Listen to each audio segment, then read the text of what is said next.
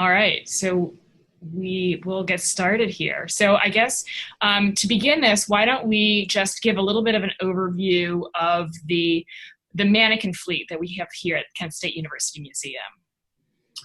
So we have over 450 mannequins and dress forms here. Being an institute of fashion design and costume history, that's pretty much our mainstay. So as you can see in this photograph, we have them stacked up almost like cordwood, and they are everywhere. They are in every nook and cranny of the building. So we have several different types. These three are some of our mainstays. On the left is Christie mannequin, which is Christy Turlington's head on Giselle's body. These were made by Pucci in the late 1990s, early 2000s. I think it's the early 90s, actually. Early 90s, okay. And then the Toledos were designed by Isabel and Ruben Toledo, specifically for an exhibition that we had here at the museum. And the contemporaries we just recently bought for an exhibition that we're going to talk about coming up really quickly. As you can see, though, all of them are bright white, which is an improvement over what they were when I got here, which was a lovely shade of tantalizing tan, which was supposedly a skin tone, which, as you can imagine, can be problematic. So we decided to make it a more generic tone and get away from any kind of a depiction of a specific skin color. And that's where we are for the most part right now. Sarah, though, in Fashions of South Africa, we decided to go a slightly different direction. So anyway, talk a little bit about the process, because here we were doing a show specifically of objects from the African continent and didn't want to obviously go with bright white mannequins. Yeah, so our decision here, because we had the bright white mannequins, but and the other problem about it, because we are dealing with different races, and South Africa in particular is really, they sort of call themselves a rainbow nation, in that they have people of all sorts of diverse cultures and races. And so we wanted to get away from having mannequins that had Christy Turlington's face, because it isn't just sort of a generically white mannequin, literally and figuratively. It's a very specific Caucasian face. And so we wanted to get away from that sort of reference. And so we chose headless mannequins for it. And so we purchased the army of contemporary mannequins in order to use in this exhibition. But then also we had the question of skin tone, and so we made the decision that rather than have them be white, we had them be a light gray, and that was getting away from even the metaphorical reference to white skin tone. And so that was our decision for the Fashions of Southern Africa. And so because of that, we had the whole collection of contemporary mannequins, we painted a light gray. And then for one of the later exhibitions we had even greater diversity of mannequins when we did for the birds exhibition. And so Jim, could you talk a little bit about the decisions that we made in terms of mounts for that? Yeah, this was a multicultural exhibition, as you can see. And so, for example, the Cheyenne headdress that we had on display, we decided to just eschew putting it on a body at all. That way we avoided having a particularly white face or white mannequin, and it also showed off the object in a more spectacular way, we thought. And then the Christie mannequins you can see in the right photograph were very adaptable for Western garments, but we didn't want to necessarily use those for some of the Asian things like the kimonos that you see in the background. So we decided to go with a T mount for those guys. So you can see here the Christie's mannequins are doing a very good job, but we had a Chinese robe in particular that we didn't want to put on a Christie. So we used one of the Toledos because the facial features on those are a little more vague, could be read slightly as Asian or non-Western anyway, and it seemed to work a lot better for that particular garment. So we're always trying to find ways to not, I don't know, we're erring on the side of caution in terms of trying to make sure our mannequins are matching the culture that the garments are from. Yeah, and it came up in the for the birds that we're, you know, we have a human body on Western fashion, and then non-Western fashion we display in a much more abstracted way in general with the kimonos, for instance, which were on the tees. And with the Chinese garment, we decided to treat it more like a garment rather than sort of a textile in an abstract manner in order to put it on a body, to sort of contextualize it in a way. Since we're treating things that are Western differently than we're treating things that are non-Western. But of course, then you have the problematic mannequin being specifically Caucasian. So that's why we decided to put it on a mannequin rather than a tee. But then also why the Toledo was chosen rather than one of the Christie mannequins. So Culture Counterculture is one of our more recent exhibitions, and we were exploring a variety of cultures again. And so we chose mannequins to work with the garments. These are all from the late 60s, early 70s. We also had specific personalities that we were dealing with, and so we want Sarah to kind of address how we dealt with that to start with. So again, one of the sections, the first section in the exhibition is celebrities. And so we have dresses that have specific links to known people. So we have a dress that was worn by Bess Meyerson, who was Miss America, Dinah Shore, and Kitty Carlisle Hart. So we have their garments, and we decided in those to put them on Christie mannequins. And then we did hairstyles on them because Christie has a head, they allow you to have a hairstyle. So we made hairstyles that are based on images that we found of them. And so we used it that way. But then we also had celebrities that are represented that are African American. So we had a Jimi Hendrix jacket, Lena Horne dresses, Diane Carroll piece, and then a dress that was worn by Diana Ross. And so in that we didn't have heads on our mannequins, and the ones that are on mannequins are on gray mannequins with the headless, which is the same style that we had gone for the Fashions of Southern Africa exhibition. And specifically the Lena Horne mannequins, rather than using one of the ones from our fleet, because of the sleeves, which are so tremendous on this, we had to use specific store mannequins. And so here we have one of the dresses, one of the Lena Horne dresses, and this is a picture of her wearing it to, I think it was the Grammys. And then we dressed it on a headless gray Christie mannequin. And then finally, when it's actually in the exhibition itself, we had it mounted on a store mannequin. So we have these old mannequins that are even from before the days of getting the Christies that are in wild and exuberant poses. And because of the sleeves, we wanted arms that were bent, and the existing contemporary mannequin has down arms that wouldn't work at all on these dresses. So we made the decision to paint and decapitate some of our store mannequins. And the next slide shows the other Lena Horne dress. And this is, so I dug up some old pictures of the mannequin on a different piece.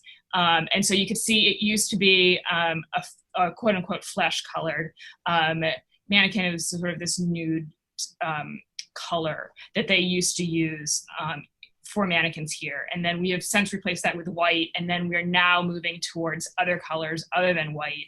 And particularly for something for Lena Horne, we wanted to go with the neutral gray. So, and again, her Jim moved her head, and so that's the pose that she now is in. So as we go forward, and here's another view of culture counterculture, and this shows some of the choices. And actually, to get back to the question of the head versus the non-head, the whole exhibition is sort of premised around this dichotomy between culture and counterculture in the 1960s. And you sort of have high fashion, and then you have sort of streetwear, and you have this sort of these parallel strains that were running through fashion at the time.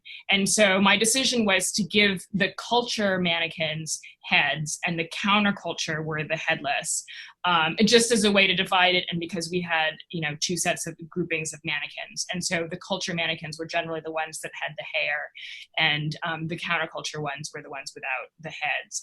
And so here you see the decisions. And so we made hair out of paper, of craft paper, and so they have these wigs, and we decided that in addition to having, you know, sort of these more Caucasian style hair, we have one that has an afro, which was really an important style innovation from the 1960s, and so that was one of the hairstyles. This one here is we gave our efforts at an afro. And then Jim, I don't know if you could talk a little bit about our decisions in our discussions that we have going forward with what kind of mannequins we are looking to add to the collection. Yeah, I mean, we, you know, recognize that as the culture is shifting, and with the movements of Black Lives Matter and things like that, that we need to do a better job of adequately representing various cultures, BIPOC cultures. So we're shopping around trying to find, you know, mannequins that represent a more typical Black body, mannequins that are gender fluid, mannequins that are more genericized, you know, facial features that aren't so distinctly white or European or whatever. It's a bit of a challenge, as I'm sure all of you are facing at the same time. And some of the other challenges include, like, how do we manage all of these parts and all of these rainbows of color? If we start to do, you know, brown or metallic or darker grays, suddenly we have an inventory issue where you have, you know, X numbers of arms that are this color but don't necessarily suit the exhibition you have. So a lot of repainting and stuff that we would like to avoid. And then, of course, just the basic idea, I'm really sorry about that, the basic idea that, you know, what is the proper color to use?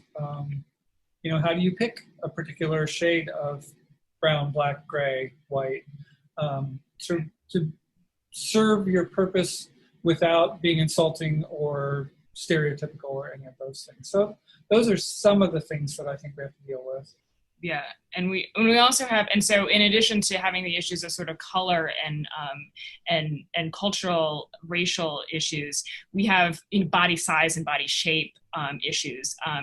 All of the mannequins that we've shown you are all sort of fashion model sizes, and they're also over 6 feet tall, and the people in general, and the people who own these clothes even, were not over 6 foot tall, and they were not necessarily fashion models. And so getting diversity in body type is really hard. It's one thing to just paint the mannequin, but to sort of represent different sizes and shapes is a big challenge.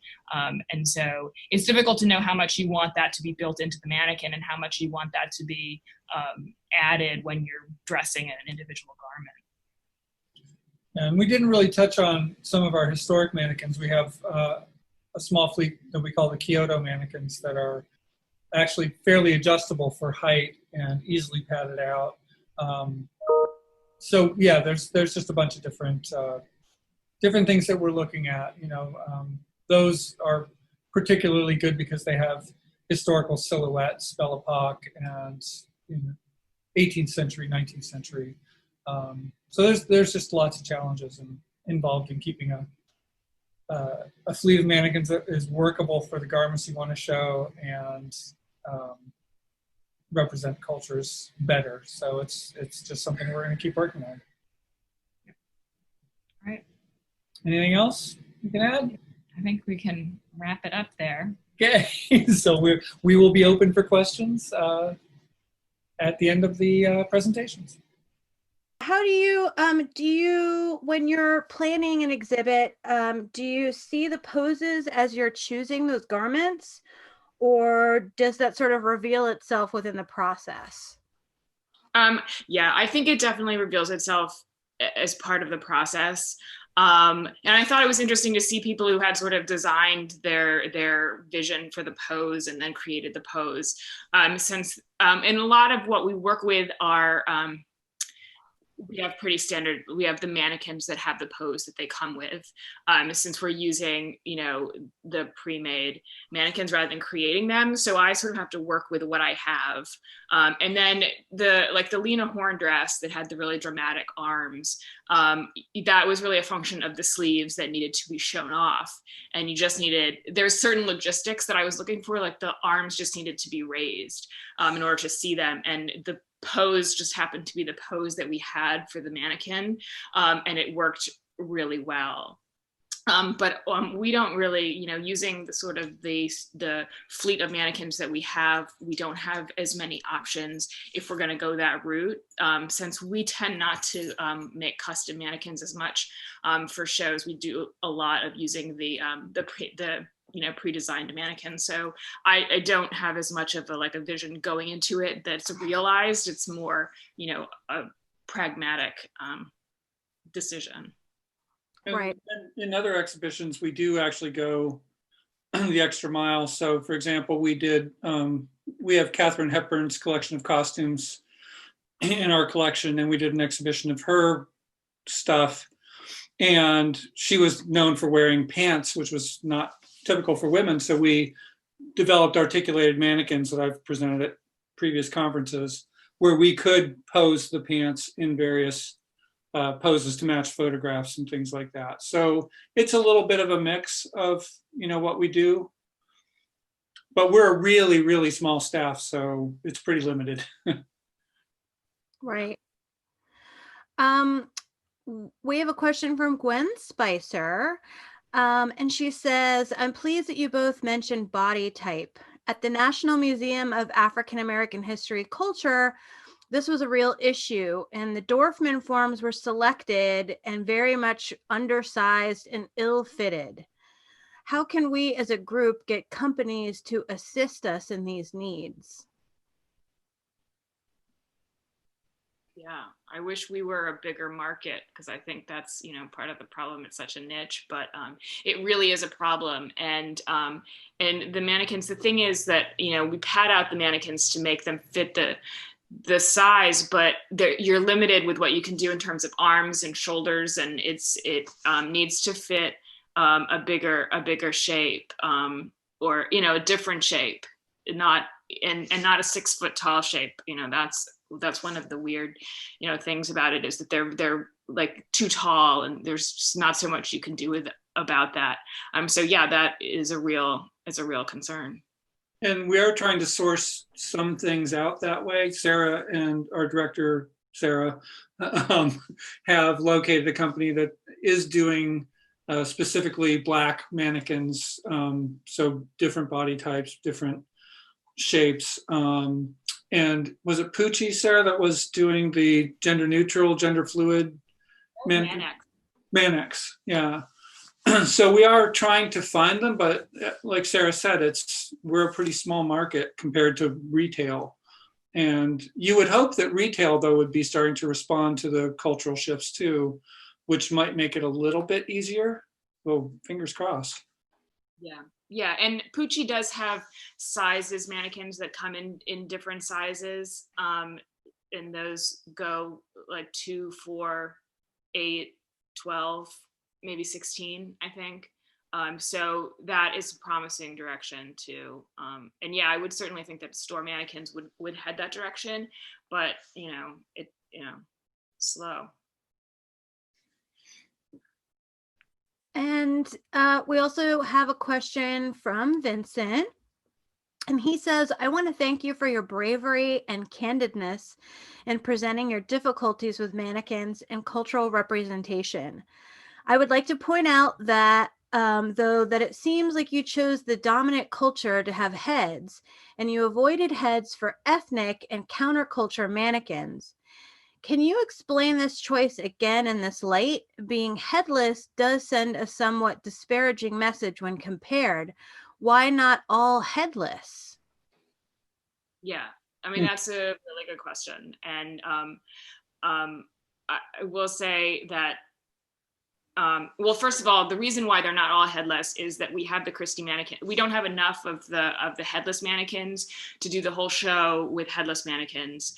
And the Christie mannequins have the heads, and so there had to be some division made of like which ones were getting heads and which ones weren't getting heads, because and I sort of like not having heads for anything, and it saves us from doing hair, but the higher ups don't like the idea of decapitating all of our mannequins because it's a one-way street and we can't get the heads back on them once we go that route. So I've been overruled so far on decapitating the fleet. But you know, and I think that's a really interesting point. And I have to say that I didn't actually think of it as so much a gesture against the ones that don't have heads. Although, you know, point taken, I hear you. And also I will say that ultimately the distinction between culture and counterculture became very diffuse, and it's not explicit in the exhibition. I don't think anyone going through it would pick up like which ones don't have heads and which ones do have heads, because as I was going through and sort of curatorially, the division between what is culture and what is counterculture became very nebulous, and it was very hard to keep track of what I was even saying was culture and counterculture. And while certainly, you know, the culture represented the establishment and the power structure, and the counterculture would be people of minorities, I think in a lot of ways, the dresses that were associated with the culture could very easily have been worn by minorities, could have been worn by, African Americans, certainly dressed in, you know, the same styles, and the hair was also, I looked at pictures of African American women and their hairstyles as well as white women, and the hair, it's not distinct or clear. I mean, obviously it's Christy Turlington's face, and so it's saying they're white, but that's not necessarily inherent in which pieces were had the heads and which pieces didn't have the heads. But no, and that is really important to think about, you know, who's getting heads and who's not getting heads if we're making those decisions. And I think it is interesting to hear that is, you know, interpreted as a value judgment against the headless, because for me, a lot of the decision in not having heads is logistical. Like, does the head need hair? Is the mannequin that's going to fit, is that a mannequin that happens to have a head? So there's a lot of decisions that are made that are not judgment, but it is really, you know, important to keep in mind the potential. Right. Our next question is to the wonderful presenters. Will you discuss the pros and cons of using modified off-the-shelf forms versus custom made? Time. Mostly time for us because we have so many that are already in stock. You know, I'm working right now on making 10 mounts for some vests, and it's going to take me the better part of this week. So I don't always have that luxury. And I do a lot of the mounts as well, and I'm the curator. I handle the social media. Sometimes I teach classes, so we just have we're like a short staff, and there's logistical issues that tend to govern things. Okay. For Sarah and Jim, how do you inventory and keep track of the variety of mannequins and what features they have or what colors they are at a given time? Is it a lot of visual sorting, or do you maintain a detailed inventory? That is something that we just tackled this past summer, I'm happy to say. We found a a cloud-based relational database called Airtable that's free, which is great. And my students went through and inventoried and tagged with barcodes every single mannequin, noted their location, took a photograph, inventoried how many arms we have. So we actually have a really good system now for keeping track of it. If only I would actually, get out my phone and note when I move mannequins. So, we'll get there. But one of the things with our conversations about introducing color is going to be, how do we track, there are 6 Christie mannequins that are painted a darker tone, and, which arms go with it, because not all the arms are identical. So there will be some logistical challenges, but yeah, the barcoding has helped immensely, because we can literally just pull out your smartphone, shoot the barcode, it'll tell you, what shows that mannequin's been in, what condition it's in, all that kind of stuff. Okay.